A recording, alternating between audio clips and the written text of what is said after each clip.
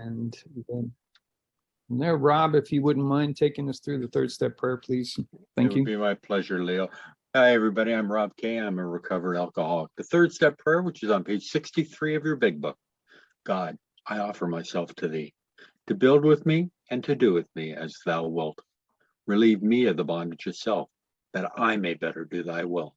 Take away my difficulties, that victory over them may bear witness to those I would help of thy power, thy love, and thy way of life. May I do thy will always. Thank you, Rob. Okay, we happen to be on page 25 of the big book. We're in the There Is a Solution, and we will be covering that today. We're going to go up one paragraph, Rob, if you don't mind. That would be starting at the great fact is just this, which is a very popular paragraph for recovering alcoholics to read. Perfect. Page 25, everybody. The great fact is just this and nothing less, that we have had deep and effective spiritual experiences which have revolutionized our whole attitude towards life, toward our fellows, and towards God's universe. The central fact of our lives today is the absolute certainty that our Creator has entered into our hearts and lives in a way which is indeed miraculous. He has commenced to accomplish those things for us which we could never do by ourselves. Well, really the message here is that this is where we've actually accepted a higher power into our lives. We've been able to tap into that inner strength that we have. It's always been there, but just kind of been fleeting at this point for other reasons. But the attitude has changed, your outlook has changed, the way that you are, the way that you feel, and the way that you act is also the now being assisted, I guess is a good word for it, with regard to the fact that your higher power is now your partner in helping you along. Rob? If you are as seriously alcoholic as we were, we believe there is no middle of the road solution. We were in a position where life was becoming impossible. And if we had passed into the region from which there is no return through human aid, we had but two alternatives. One was to go to the bitter end, blotting out the consciousness of our intolerable situation as best we could, and the other to accept spiritual help. This we did because we honestly wanted to and were willing to make the effort. Yeah, it's really only two choices, and I think that that's another important point that we're trying to make here. One of the there's no kind of just testing the waters and seeing if this is going to work out for you and that type of thing, because in fact at that you've got the wrong attitude. You're not really you're still relying on self, and proven to yourself at this point that that's not going to work. So there really is no middle ground, as they put in here. So either continue on to the bitter end, and that's the seriousness that we always try and make with regard to our alcoholism, and the fact that it will in fact harm and cause a shortness in life in some manner or fashion, at least from the standpoint that the quality of life is going to be minimal at best. Or we accept the spiritual help as our higher power is there, which at this point we should have been able to tap into, and wanted to continue on in that path and making the effort there. And I think another thing as far as that goes, effort is an important word, because there is work that has to be done in regards to that. Rob? Sorry, I'm just typing something here. Yeah, no worries. Page 20, I'm just letting Felicia know what page we're on. We're on page 26, everybody. A certain American businessman had ability, good sense, and high character. For years, he had floundered from one sanitarium to another. He had consulted the best-known American psychiatrists. Then he had gone to Europe, placing himself in the care of a celebrated physician, the psychiatrist Dr. Jung, who prescribed for him. Though experience had made him skeptical, he finished his treatment with unusual confidence. His physical and mental condition were unusually good. Above all, He believed he had acquired such a profound knowledge of the inner workings of his mind and its hidden springs that relapse was unthinkable. Nevertheless, he was drunk in a short time. More baffling still, he could give himself no satisfactory explanation for his fall. So we're talking about a gentleman by the name of Roland Hazard, who did have was very well off and could get the best of care no matter what. And he did, in fact, going over to Europe and working with Dr. Young. So the one of the things I wanted to say is you never ever fall for this belief that you've acquired profound knowledge and have now the ability to go through life with your own self-will, self-knowledge, and be able to tackle this, because it is this baffling feature. And he could give himself no satisfactory explanation for his fall. Again, we're talking about the baffling feature of alcoholism, and how cunning and destructive that it is. And the point being here is that yes, we all know that alcohol is not good for you, and no matter what, copious amounts of alcohol is also just is worse for you as far as that's concerned. We can go out and we can say, yeah, we know that this is bad for you. And now that I know that it's bad for me, I'm not going to do it.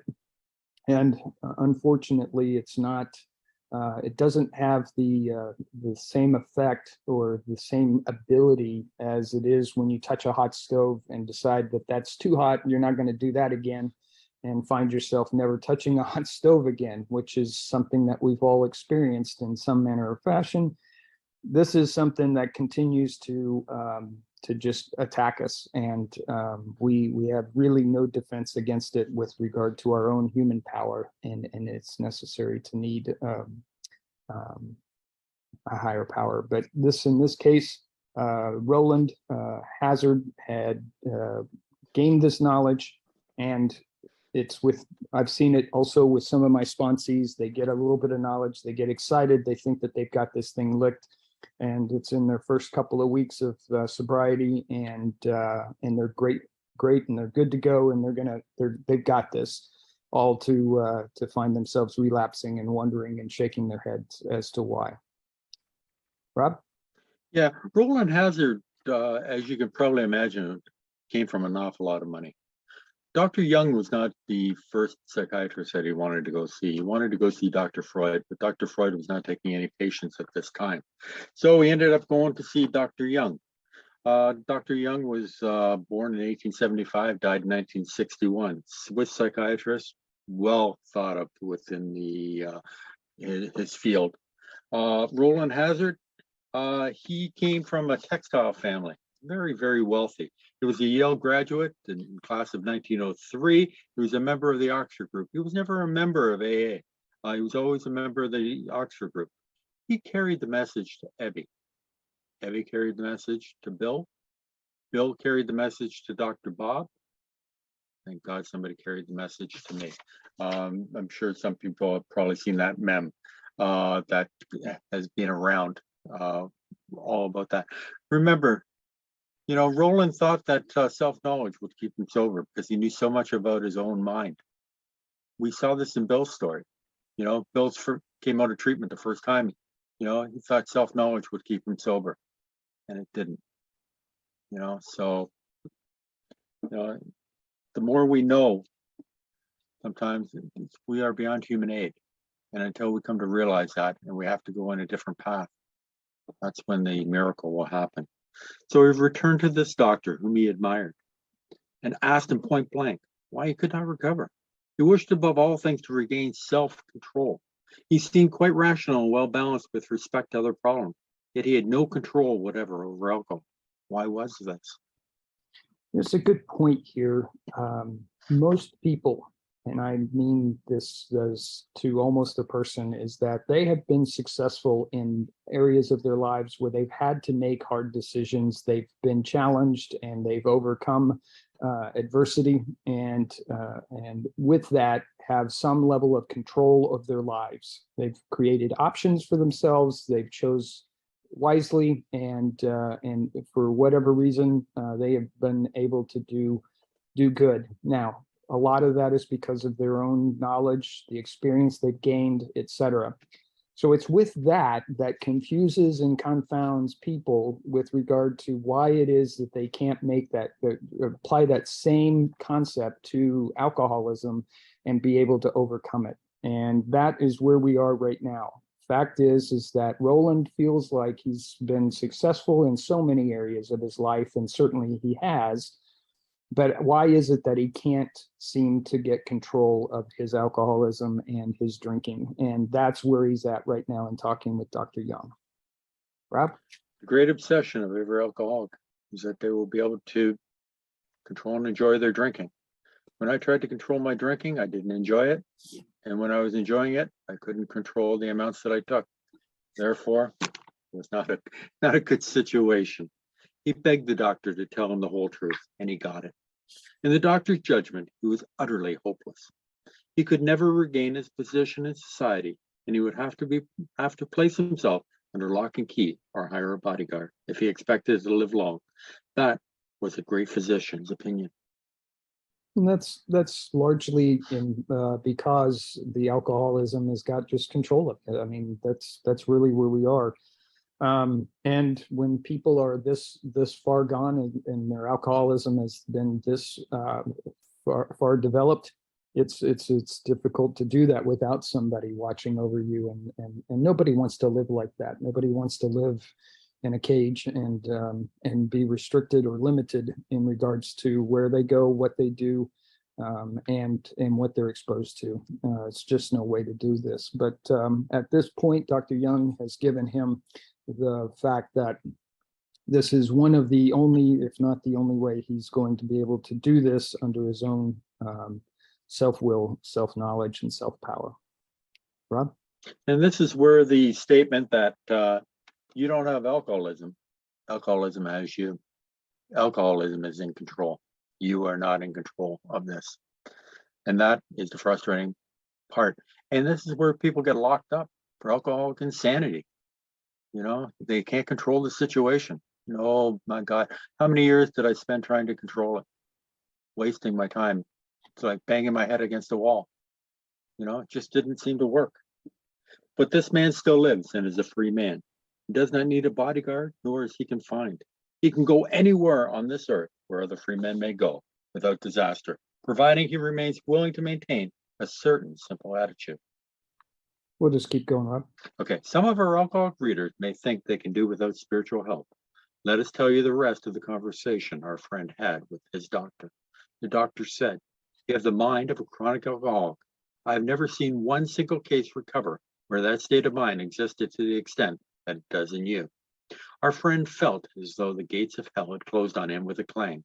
He said to the doctor, "Is there no exception?" "Yes," replied the doctor, "there is. Exceptions in cases such as yours have been occurring since early times. Here and there, once in a while, alcoholics have had what are called vital spiritual experiences. To me, these occurrences are phenomena. They appear to be in the nature of huge emotional displacements and rearrangements. Ideas, emotions, and attitudes, which were once the guiding forces of the lives of these men, are suddenly cast to one side, and a completely new set of conceptions and motives begin to dominate them.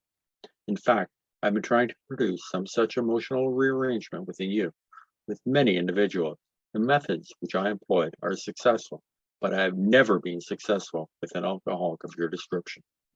Yeah, and so this is really a great conversation. It's really letting the person know that their own human power is impossible to be able to overcome this, and that they're going to have this psychic change.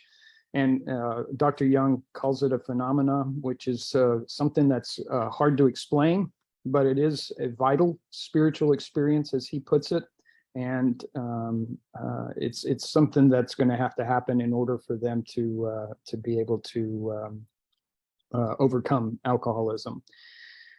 Couple of things here. It says you have the mind of a chronic alcoholic. What we've come to define the chronic is more than 3 relapses, just as a point of reference there. And our friend has felt as though the gates of hell has closed on him with a clang. A lot of us have been there in the beginning. And we're talking about kind of a reference to step 1, and that you're powerless over this. And so there is nothing that you can do, especially from a human power. Now, there's a lot here in that as a sponsor talking to a sponsee or a newcomer, it's is really where you kind of start to give an example of somebody who is struggling with their alcoholism. They feel like that they can control it with their own self-will, self-knowledge, and they can't, and is finally getting some explanation as to why. And Dr. Young is basically describing for the first time that spiritual experience that we're going to need to have in order for this to take effect. The ideas, emotions, and attitudes, which were once guiding forces of the lives of these other men, are suddenly cast to one side, and a completely new set of conceptions and motives begins to dominate them. It's a really big change. Now, again, we'll talk a little bit about this. That change kind of happens gradually in a lot of people. So that white light experience that Bill had experienced and all at once had it washed over him, gave him this spiritual experience. I think it's important to make sure that others, it takes a while, and it comes in baby steps. So, Rob? Yeah. You know, there is an awful lot here, and my dogs agree with me that there is a lot going on here. Ideas, emotions, and attitudes, which were once the guiding forces of the lives of these men, are suddenly cast to one side. We were selfish and self-centered our whole lives. We've done things that we wanted to do. Ideas, emotions, and attitudes. I'm doing things for myself. The ideas, the attitudes aren't going to change. 180 degrees. I'm going to now, think about others. And what can I do for them instead of what I can do for myself? I'm not going to do a favor for Lejean because I'm going to get something back from him. I'm going to do it because it is the right thing to do. So my whole thinking has to change. That's what a vital, they talked about moral psychology, and that's what moral psychology was all about, is to change the way people do things, their mental outlook on things. Okay. What am I going to do for you instead of what am I going to get for myself? I'm going to become a giver instead of a taker. My dogs are going to go, sorry about that, people. I do apologize, but the whole idea is that we have to change the way we look at things and how we deal with things. Okay. As I say, we've always thought about ourselves and what I can get from me. What does Rob want to get? Now it's what can Rob do for somebody else? When I wake up in the morning, thy will, not mine, be done. Okay. What is God's will for me today? It's a whole 180-degree shift in thinking. And you know what? It's made me an awful lot happier. So, Hey, Rob, let's go yes, ahead sir. and go to page 567, and we'll go ahead and Okay, the spiritual experience, 567, everybody. And we'll get that going, and then that way we have that to reference once we gotta move forward. Okay. Spiritual experience, everybody. 567, everybody there? Yep. Okay. The term spiritual experience and spiritual awakening are used many times in this book, which upon careful reading shows that the personality change sufficient to bring about recovery from alcoholism has manifested itself among us in many different forms. Want me to keep going, Leo? Or? Well, I was going to say, we're talking about a personality change, this kind of awakening. This is a great initial description of what's going to be occurring in someone. And I guess what we'll do is we'll read through the whole thing, Rob, but that's kind of what we're looking at, is just this monumental change that happens in you in regards to the way that you allow your spiritual side to help guide and direct the way that you live your life. And I think the other important part is spiritual experience doesn't just apply to our alcoholism, it applies to our whole life. So a lot of things that we're going to be learning here are going to go well beyond just the treating of our alcoholism. It's going to be something that we're going to try to do in our complete lives. And that's really, I think that's really what happens when you finally get a hold of this alcoholism. There's a wealth, there's an immense amount of growth that's going to happen, and it is going to take some time, but it is something that is necessary in order to fully grasp and attain sobriety and recovery, and that is living your life through spiritual means, and that is in all facets. Rob? Yeah, the whole idea about the spiritual experience is change. And take a look at all the different terms that they use here. You know, spiritual experience, spiritual awakening, personality change. You're going to see it all the way through the reading. So keep an eye out for it, because there's many different ways that they talk about it. Remember, Bill liked to change up different words, you know, just to make it more interesting for the reader. And also, you know, some words might mean something to you, but another word means something to me, and so it'll catch our attention. Yet it is true that our first printing gave many readers the impression that these personality changes or religious experiences must be in the nature of sudden and spectacular upheavals. Happily for everyone, this conclusion is erroneous. In the first few chapters, a number of sudden revolutionary changes are described. Though it was not our intention to create such an impression, many alcoholics have nevertheless concluded that in order to recover, they must acquire an immediate and overwhelming God consciousness, followed at once by a vast change in feeling and outlook. Among our rapidly growing membership of thousands of alcoholics, such transformations, though frequent, are by no means the rule. Most of our experiences are what the psychologist William James calls the educational variety, because they develop slowly over a period of time. Quite often, friends of the newcomer are aware of the difference long before he is himself. He finally realizes that he has undergone a profound alteration in his reaction to life, that such a change could hardly have been brought about by himself alone. What often takes place in a few months could seldom have been accomplished by years of self-discipline. With few exceptions, our members find that they have tapped an unsuspected inner resource, which they presently identify with their own conception of a power greater than themselves. Most of us think this awareness of a power greater than ourselves is the essence of spiritual experience. Our more religious members call it God consciousness. Most emphatically, we wish to say that any alcoholic capable of honestly facing his problems in the light of our experience can recover, provided he does not close his mind to all spiritual concepts. He can only be defeated by an attitude of intolerance or belligerent denial.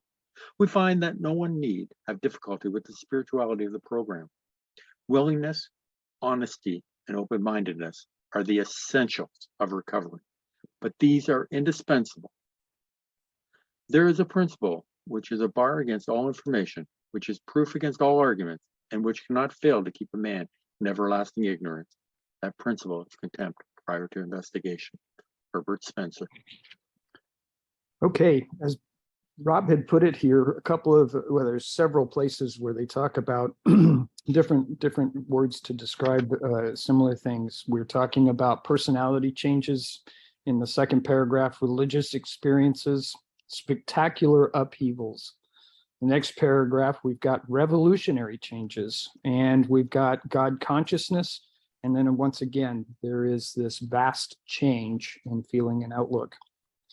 Next paragraph, there's transformations. And then they start to talk about, as we've talked about, the educational variety, which is just basically saying that we're going to learn as we go. And as we learn, we kind of start to build that foundation upon which we're going to put our spiritual experience and use to our benefit. Profound alteration. is going to happen in there, and then also change. They have tapped an unsuspected inner resource. Again, just basically talking about trying to find that power within yourself and allowing that power to grow, and then allowing that power to assist and guide as you go forward. And it gives you this, what we call an awareness, and it is that power greater than ourselves. And again, it's the essence of spiritual experience. And when they use the word God consciousness here. And then it kind of gets to the point here as well, and that is that a lot of people are closed-minded, and most of us have been, if not, we continue to be in some areas, unfortunately. But the fact is that we can call that provided he does not close his mind to all spiritual concepts, and that intolerance or belligerent denial. And I used to read that word belligerent and think that it was some kind of like active word that would be, I was crazy in my conviction of being in denial of it, which really all it was is that I was just very, very set in my way. And being so put me in that belligerent denial phase. But this is one of the most important parts of this whole thing, and that is this willingness, honesty, and open-mindedness are essential to recovery. And it's really that kind of question and answer, that discussion that you have, not only with yourself, but with others. And that is whether or not you are, in fact, willing. You're being completely honest, and that's not just honest with other people, but honest with yourself, and you're open-minded to this concept of a spiritual experience. I'm going to let Rob describe Herbert Spencer and William Paley, but at the same time, I'm going to turn it back over to him. And what have you got to add, Rob? Yeah, on page 47 of the big book, it says, do not let any prejudice you may have against spiritual terms deter you from honestly asking yourself what they mean to you. We have to lay aside prejudice. We have to push it to the side. A lot of us grew up with religion, and we were taught that God is a punishing God. Don't do that, God's going to be mad at you. Don't do that, you're going to go to hell. Don't do this, and it was used to control children. And so we thought of God as a punishing God. Now we're coming into the big book, and they're saying, come up with your own conception. What type of God would you want in your life? Okay, I personally want a God that is loving, kind. That's my conception of God. So I have to lay aside the prejudice that I had from being a child and come up with this new spiritual term, this new spiritual God that's going to be in my life. Okay, that's when they talk about the prejudice. We have to lay aside, we have to change our thinking.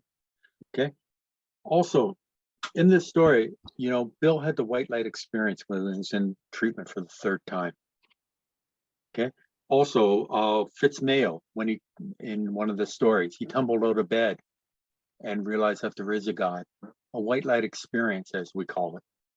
Okay, most of us don't have that.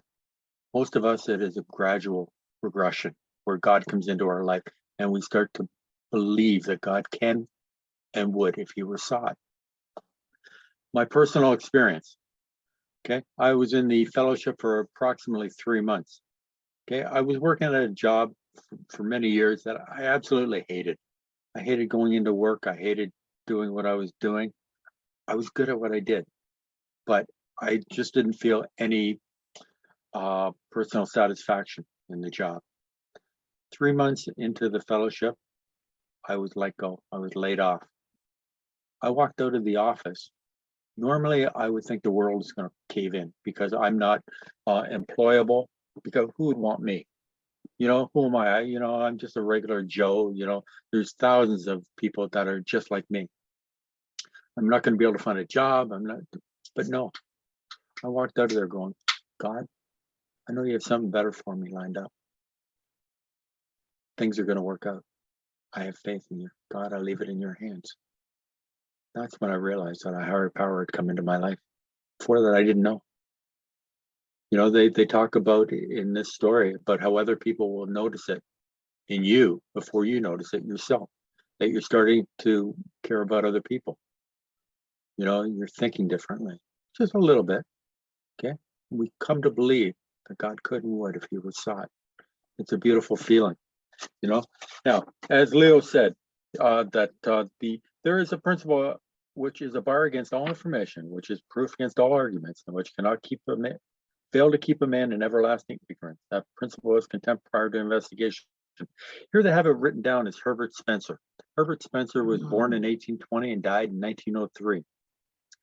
This little snippet was in the story by Ray Campbell. It's called The Artist's Conception. It's in the first edition on page 380. He used this caption and attributed it to Herbert Spencer, but it really was written by William Paley. And William Paley was born in 1743 and died in 1805. Not a big thing. For those of us who love the history, this is, fantastic. We really enjoy stuff like this. The feeling with which a person regards anything considered mean, vile, or worthless, or disdain, contempt. This is what the definition is. Disdain or scorn. The spiritual experience, everyone experiences it differently. God does not make too hard terms for those who seek him, page 46. So, Leo, you want to add anything to that? Nope, that's good. We've got kind of an idea now of spiritual experience.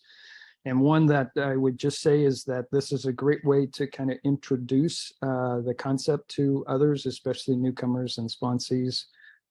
It's really kind of the idea behind this is so that you have that understanding that spiritual experience, just like you said, Rob, is different for everyone, and we experience it in different ways. And there's to try and describe all of those ways would just take us forever. So we'll leave it at that, and we'll go back to page 27 and start there. Okay, and we're at the last paragraph on the bottom of page 27. Upon hearing this, our friend was somewhat relieved, for he reflected that after all, he was a good church member.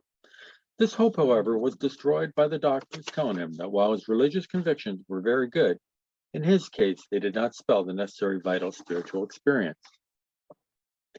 Here was the terrible dilemma in which our friend found himself when he had the extraordinary experience, which, as we have already told you, made him a free man. Yeah. Yeah, we'll keep going here. It's really just a description here of him grasping that spiritual experience and how he's dealing with it. So we'll just keep going. We, in our turn, sought the same escape with all the desperation of drowning men. What seemed at first a flimsy reed had proved to be the loving and powerful hand of God. A new life has been given us, or, if you prefer, a design for a living that really works. Yeah, and so we've already tapped or touched on it.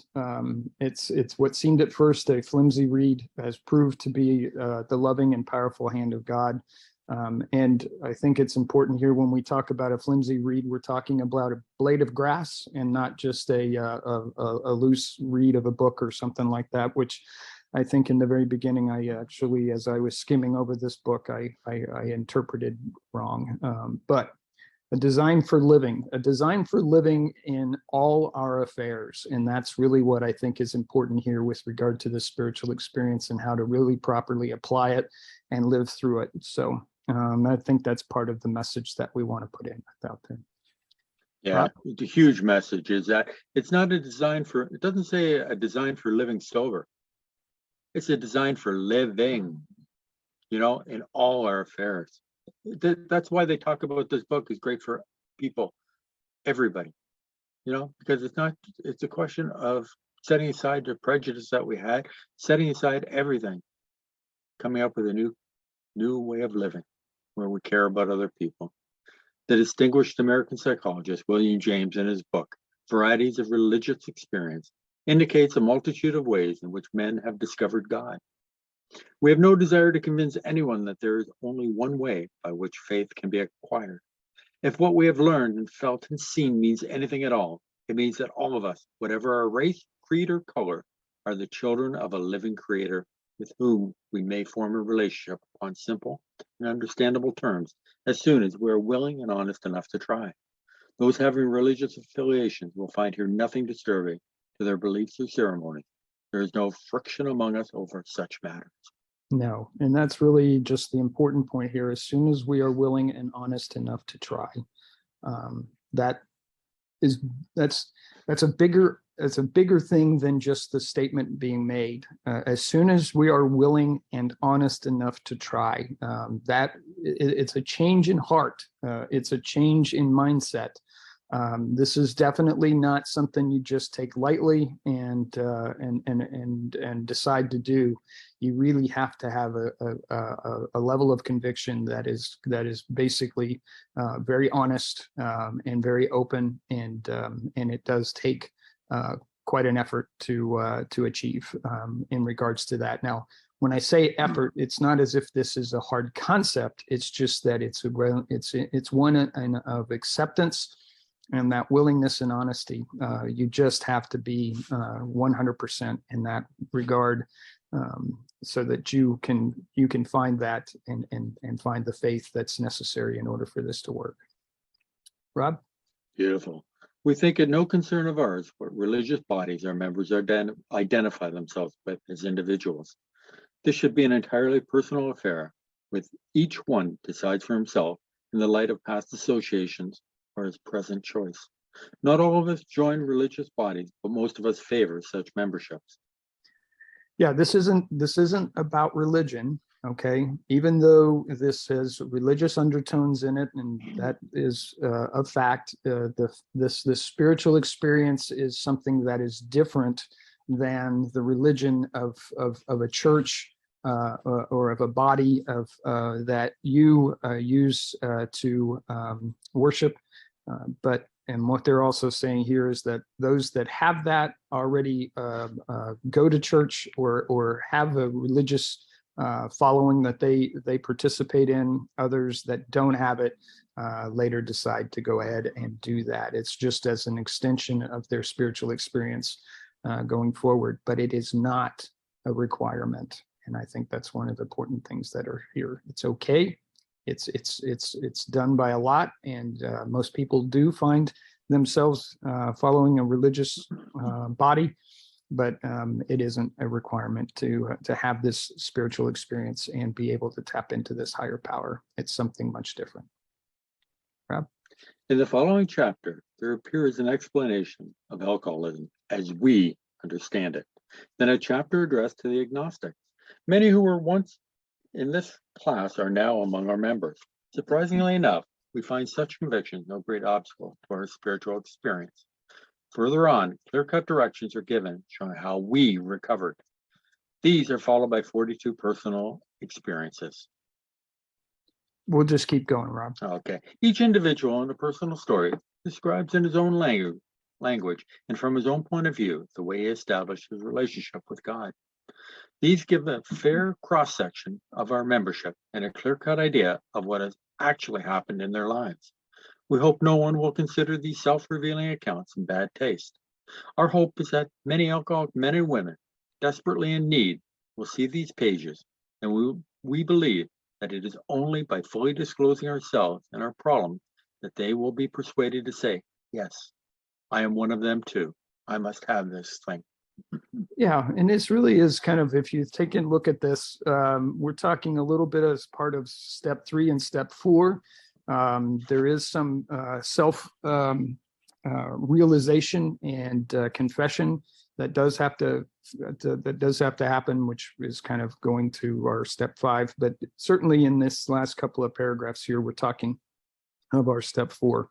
Further on, clear-cut directions are given showing how we recovered.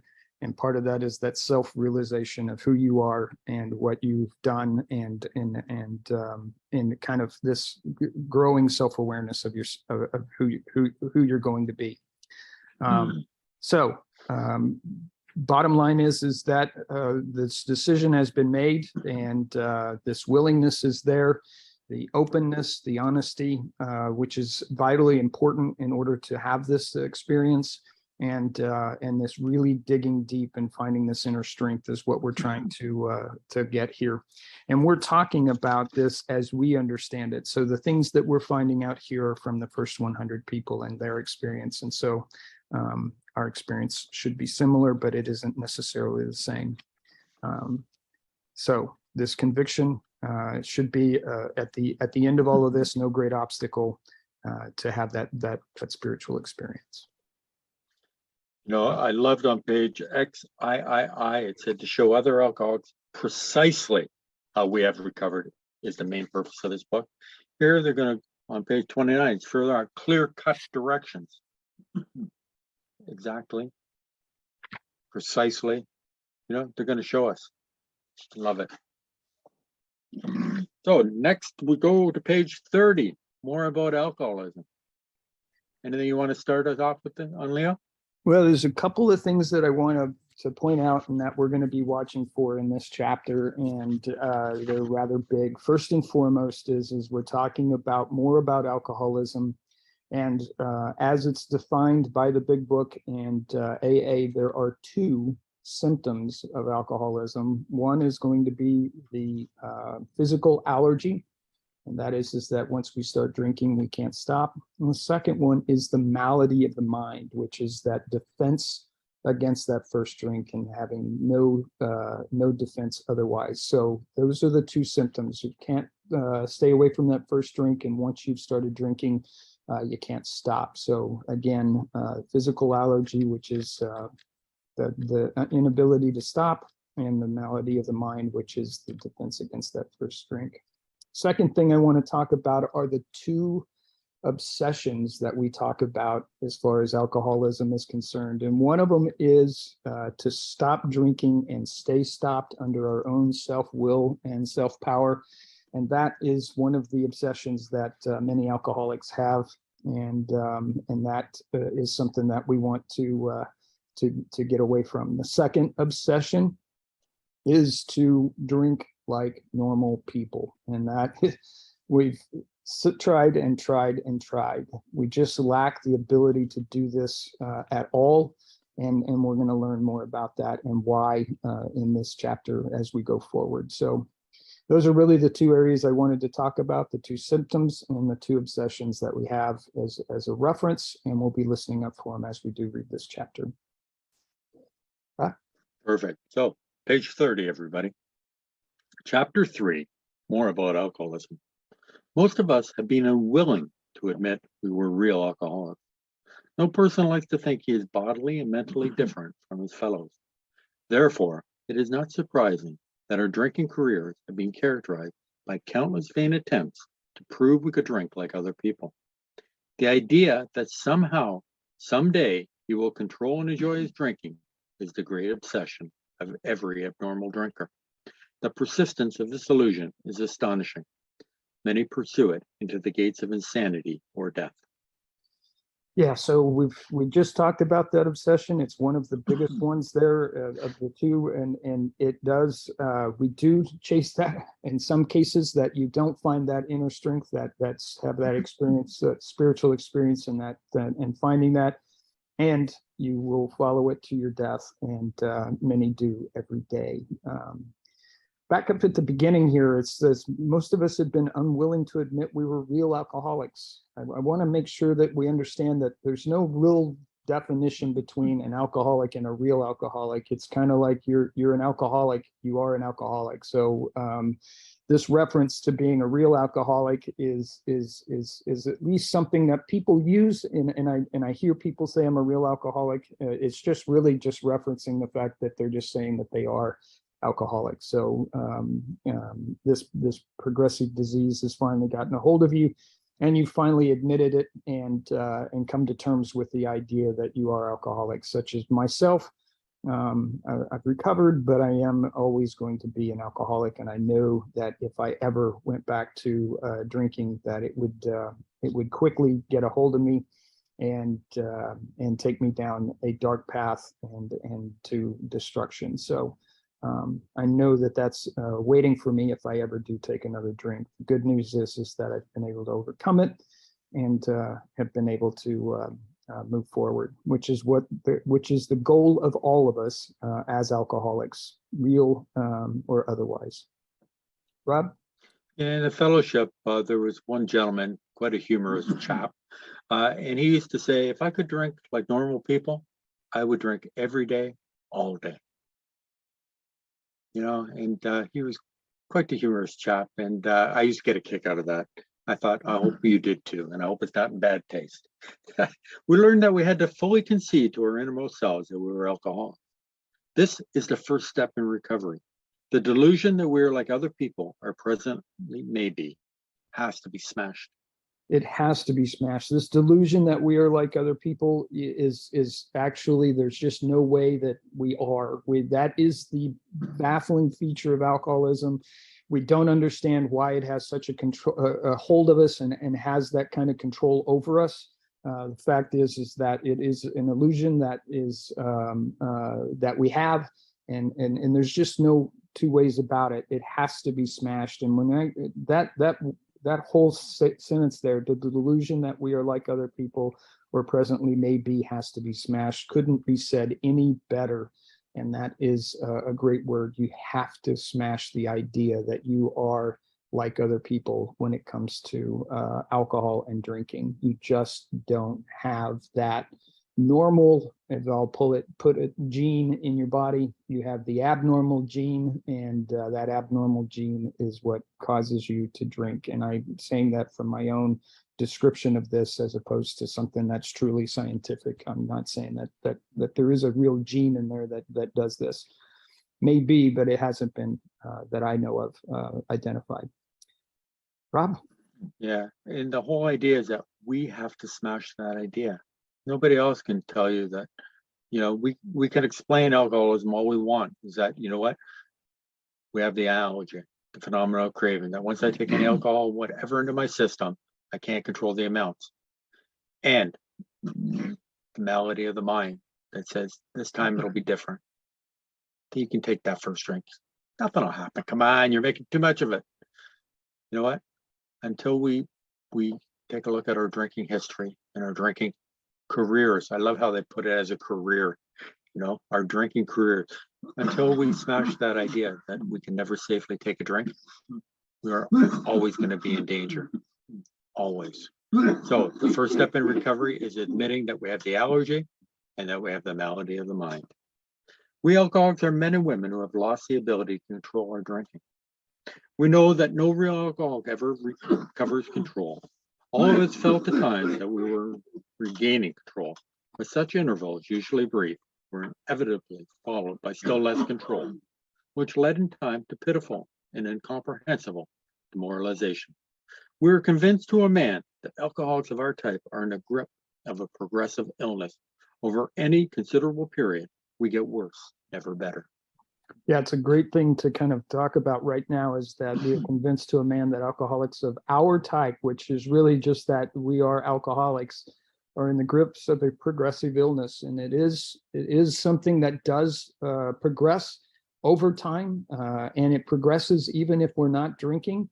Part of that is psychological, and it just the malady is never gone; it's always there. And that defense against that first drink is just around the corner, even for those that are recovered. We have a great defense against it at this point because we've allowed that inner strength and that higher power to help support and guide us. But the other part of this is that once we start, we can't stop, and we find ourselves having the effects of alcohol take a hold of us. And part of it is also biological. The older we get, the slower our metabolism is, and our ability to even process alcohol is worsened or lessened. And that actually gives us problems as well. So that is something to know, and that is at least from a scientific standpoint. But we never recover from this. We just never do. There are people out there that have been sober or recovered for a number of years that go back out, and the next thing you know, they're lost. And it isn't something that you can just say, oh, I've not been drinking for the last 6 months. I've controlled it to the point that I haven't drank for 6 months. So now I know what I've got to do it right. And you're not going to be able to. So with that, I would just say that we never recover. and we get worse, never better, never better. Rob? Yeah, I just want to say that, remember, this is the first 100.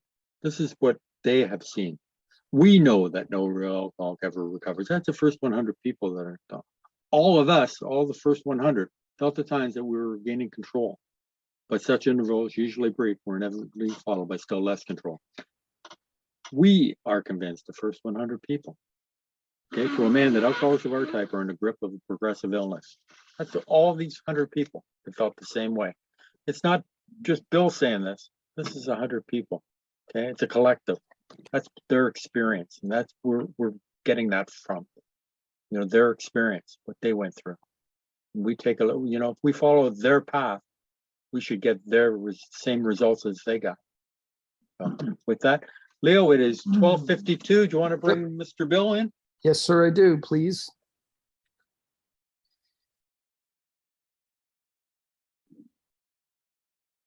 Hi, this is Bill, alcoholic from New Jersey. Thanks a lot for the meeting, guys.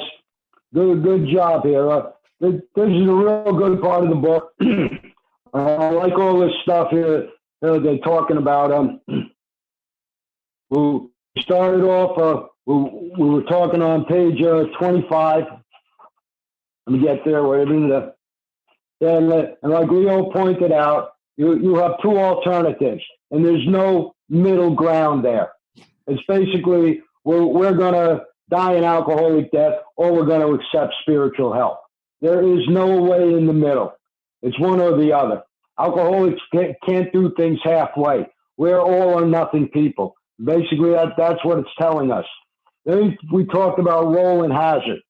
And like Rob pointed out, Roland Hazard is important because he's the guy who carried the message to Ebby.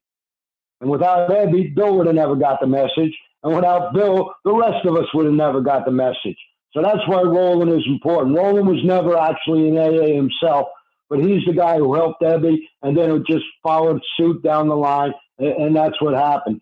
And when Roland was over there talking with Dr. Young and being treated by Dr. Young, Dr. Young told him that some people got better when they had what was called a vital spiritual experience. So Dr. Young knew what the solution was, but he didn't know how to get there. He said, with many individuals, the methods which I employed are successful, but I've never been successful with an alcoholic of your description. So he was trying to use scientific and medical methods to bring about this vital spiritual experience. He knew what was necessary. He just didn't know how to get there. And when Roland went into the Oxford group, and the Oxford group gave Roland some of the spirituality, and then Roland passed it on to Ebby, Ebby passed it on to Bill. And they knew, in the Oxford group, they knew how to get to a spiritual experience. But Dr. Young didn't know that, but he knew the problem. And the same with Dr. Silkworth. He knew the solution. He called it a psychic change. Basically the same thing: psychic change, personality change, spiritual experience. It all means some sort of a change. And Dr. Silkworth knew that, but he didn't know how to get there either, because these people were scientific and medical people. The spiritual people were able to figure out how to get there, and they helped Ebby get there, and Ebby helped Bill get there. So they all went through this stuff, and that's why Roland's important, because without Roland, most likely we wouldn't be here. He's a very important piece of the puzzle that got AA started and put together. All right, it tells us here right at the end of this chapter on page 29, it says, further on, clear-cut directions are given showing how we recovered. That means we don't have to look anywhere else. All the information on how to be recovered is in this book. We have all the directions or instructions on what we need to do so we can be recovered. We don't need to tweak this program. This program is not broken. No one needs to fix it. We don't need to add anything to it. All we need to do is present it exactly the way it's in the book. I like to use the analogy of the pizza delivery guy. If I'm a pizza delivery guy, my job is to deliver the pizza exactly how it was put in the box. I'm not supposed to open it up and add stuff to it. Let me add more cheese. Let me add more pepperoni. Let me add more sauce. Let me add more olive oil, more mushrooms, more anchovies. I'm going to have a box of slop. The person who made the pizza knew what they were doing, and my job as the delivery guy is to deliver it exactly how it was put in the box. And if I'm going to deliver this message to someone, I'm supposed to deliver it exactly how it was put in the book. If I start adding stuff to it, I'm going to wind up with a message that's nothing but slop. So this book is telling me right here, we don't need to look anywhere else. Everything I need to know about being recovered is here. And then we moved on to the next chapter. And basically what this chapter more on alcoholism is, it's about the insanity of alcoholism. It's basically talking about the mental part of this disease.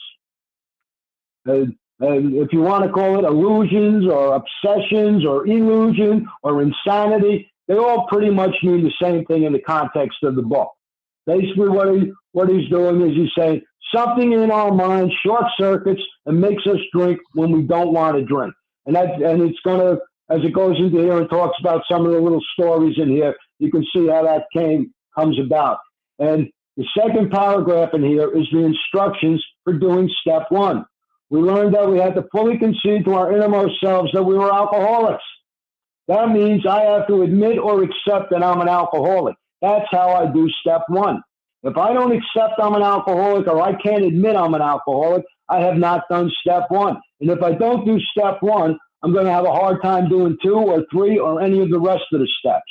So it's really important that I get this concept that, yes, I'm an alcoholic. If you don't want to say alcoholic, you can say you're powerless over alcohol. If you have a problem with powerless, you can say, I can't drink safely. Or however you want to describe it. That's basically what this book is telling me here. Until I admit that I have a problem with alcohol, I'm not going to do anything about it. The first step in solving any problem, no matter what it is you have to know you have a problem. And most of us don't know we have a problem. It said so right in the first sentence. Most of us have been unwilling to admit we were real alcoholics. We won't admit that we're alcoholics. No, I'm just going through a phase. I'm going to outgrow this. Until we admit it, we're not going to be able to do anything about it. That's all I got. Thanks a lot for letting me share. Good job today, guys. All right. Thank you, Bill. Thanks so All right, much, Rob. Bill. Let's go ahead and close things out with serenity prayer, and then we'll open it up for a little bit. You got it, sir. God, grant me the serenity to accept the things I cannot change, courage to change the things I can, and wisdom to know the difference.